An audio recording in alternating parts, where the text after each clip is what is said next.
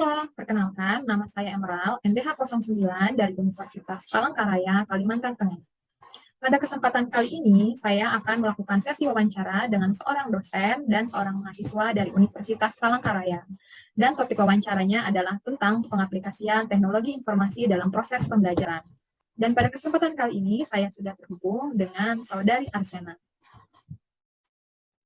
Halo Arsena, apa kabar? Halo Miss. Baik Miss. Ya, terima kasih ya sudah meluangkan waktunya pada malam ini untuk melakukan sharing terkait tentang teknologi informasi yang digunakan di kampus kita, yaitu Universitas Palangkaraya. Baik, Arsena, pertanyaan pertama saya, apa saja sih jenis-jenis teknologi informasi yang biasanya digunakan di kampus Arsena? Baik Miss, saya akan menjawab. Biasanya untuk menyebarkan informasi kampus atau program studi saya menyediakan yang namanya web khusus. Nah, di web ini tuh semua pengumuman tentang prodi pendidikan bahasa Inggris tersedia di sana. Lalu kami juga menggunakan teknologi informasi seperti media sosial WhatsApp dan Instagram, di mana biasanya kami itu lebih sering menggunakan WhatsApp untuk berkomunikasi antar sesama mahasiswa ataupun dengan dosen pengajar. Lalu untuk perangkat teknologi informasi yang biasa kami gunakan tuh ialah laptop dan handphone, Miss. Oh iya, begitu ya. Oke. Menurut Arsiana sendiri, apakah penggunaan teknologi tersebut sangat terasa manfaatnya? Jika iya, mohon dijelaskan. Baik, tentu saja bagi saya itu sangat bermanfaat karena dengan adanya teknologi tersebut, kami sebagai mahasiswa itu bisa lebih mudah untuk menerima informasi secara cepat dan keseluruhan. Juga seperti yang diketahui orang banyak, jurusan bahasa Inggris itu kan membutuhkan yang namanya kamus ya, Miss. Nah, dengan adanya perangkat seperti handphone dan juga laptop ini, itu memudahkan kami untuk menemukan arti kata dan informasi dari kata-kata yang tidak kami ketahui secara mudah. Oke, baik. Kemudian, menurut Arsena, apakah ada kendala saat menggunakan teknologi informasi tersebut? Eh, Menurut saya tentu saja ada kendalanya. Nah, dalam penggunaan teknologi ini salah satunya ialah kendala dari jaringan. Di kampus atau di program studi kami belum disediakan yang namanya fasilitas WiFi untuk mahasiswanya. Jadi kami masih menggunakan data seluler pribadi yang dimana kadangkala ada kendala dalam jaringan, seperti hilangnya jaringan tiba-tiba dan juga bisa kehabisan data tiba-tiba. Nah, hal ini merupakan kendala yang sangat menghambat masuknya informasi yang terjadi baik saat ataupun sebelum pembelajaran dimulai nih. Nah, sekarang pertanyaan terakhir nih, Arsena. Dari Arsena sendiri sebagai mahasiswa tentunya, apakah ada saran untuk prodi kita terkait penggunaan teknologi informasi ini? Kalau saran dari saya hanyalah untuk prodi menyediakan yang namanya fasilitas WiFi bagi kami mahasiswa di program studi karena kami butuh itu untuk menunjang penerimaan informasi yang masuk seperti materi pembelajaran atau link quiz yang dilakukan secara online. Nah, ini akan mempermudah dan meminimalisir hilangnya sinyal dan juga kehabisan data saat proses pembelajaran berlangsung. Juga untuk keadaan web yang tiba-tiba down saat melakukan pengisian KHS atau KRS, saya berharap ke depannya agar teknologi tersebut dapat diperbarui dan semakin mempermudah mahasiswa untuk menerima informasi dari program studi, Miss. Jadi itu saja saran dari saya. Oke, baik Arsena. Terima kasih ya atas sharingnya, sangat bermanfaat sekali, terutama bagi prodi dan kampus kita. Semoga informasi ini bisa diterima dengan baik dan dapat direspon dengan baik oleh pihak kampus. Selamat pagi Pak Arief. Selamat pagi, Bu Emer. Ya, terima kasih nih Pak Arief sudah meluangkan waktunya pada pagi hari ini untuk melakukan wawancara secara Zoom meeting terkait teknologi informasi. Apa saja sih Pak jenis teknologi informasi yang biasanya digunakan di kampus Bapak?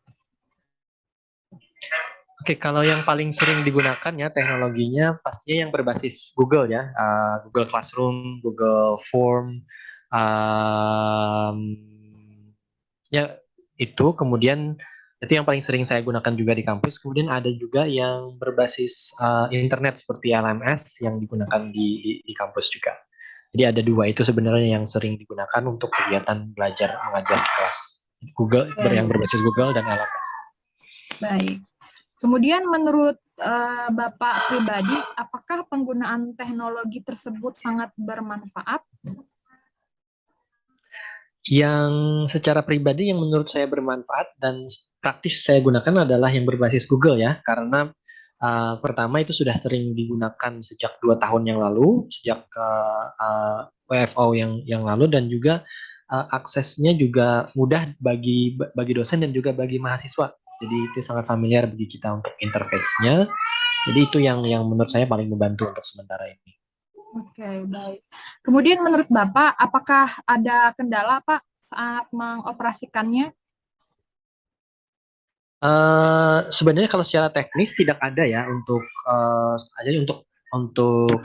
pelaksanaan kelas itu sangat mencukupi sebenarnya yang teknologi dari Google itu kalau kita bisa gunakan secara optimal.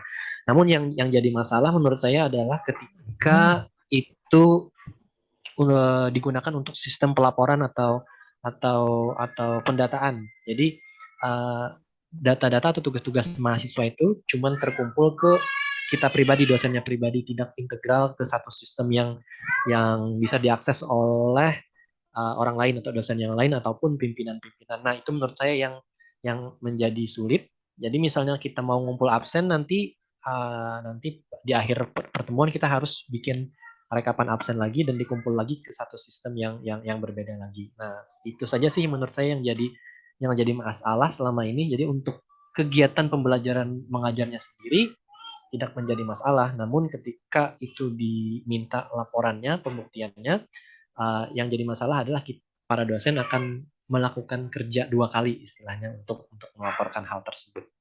Nah, itu saja yang ya, Pak. Baik-baik. Kemudian dari Bapak sendiri, apakah ada saran mungkin atau masukan kepada pihak kampus terkait kendala yang Bapak alami itu, Pak? Kalau saran sebenarnya lebih dioptimalkan saja karena kita sudah punya LMS kan yang berbasis kalau nggak salah itu Moodle ya. Saya sudah coba aplikasinya tapi tidak bisa diakses aplikasi Moodle-nya. Jadi internetnya LMS-nya bisa diakses lewat website namun tidak bisa diakses secara aplikasi dari handphone langsung. Jadi penggunaannya agak lebih rumit kalau kita dari website ini. Nah, yang saran saya mungkin lebih dioptimalkan itu dan juga setelah sudah optimal diberikan juga pelatihan bagi dosen dan mahasiswa ataupun staf kependidikannya untuk bersama-sama menggunakan aplikasi ini. Jadi aplikasinya sudah bagus artinya setara Google, kemudian penggunaannya juga dipahami oleh dosen dan mahasiswa. Itu sih saran saya bagi pimpinan nanti kalau mudah-mudahan bisa dilaksanakan. Oke, baik. Terima kasih Pak Arief atas sharingnya pada pagi hari ini. Dan juga terima kasih sudah meluangkan waktu untuk melakukan wawancara bersama saya terkait tugas klaster ini. Ya, kita semuanya berharap yang terbaik untuk kemajuan kampus kita. Terima kasih Pak Arief. Sama-sama. Thank you for having me. Nah, demikianlah wawancara saya bersama salah seorang mahasiswa dan juga seorang dosen dari program studi pendidikan bahasa Inggris Universitas Palangkaraya, Kalimantan Tengah. Jadi yang bisa saya simpulkan adalah jenis teknologi informasi yang paling sering digunakan oleh dosen dan mahasiswa adalah LMS berupa Google Classroom untuk menunjang proses pembelajaran. Sedangkan untuk mengakses informasi, mahasiswa biasanya menggunakan website dan WhatsApp. Namun yang menjadi perhatian adalah di kampus kami sendiri masih belum menyediakan fasilitas Wi-Fi, sehingga mahasiswa dan dosen harus menyiapkan sendiri internetnya dan terkadang terkendala oleh jaringan yang tidak stabil. Nah, selain itu, LMS dan website yang disiapkan oleh instansi masih sulit untuk diakses. Dan tentunya hal ini harus segera ditinjau dan segera diperbaiki agar LMS dan website yang sudah tersedia dapat dioptimalkan penggunaannya dan tidak menjadi sia-sia.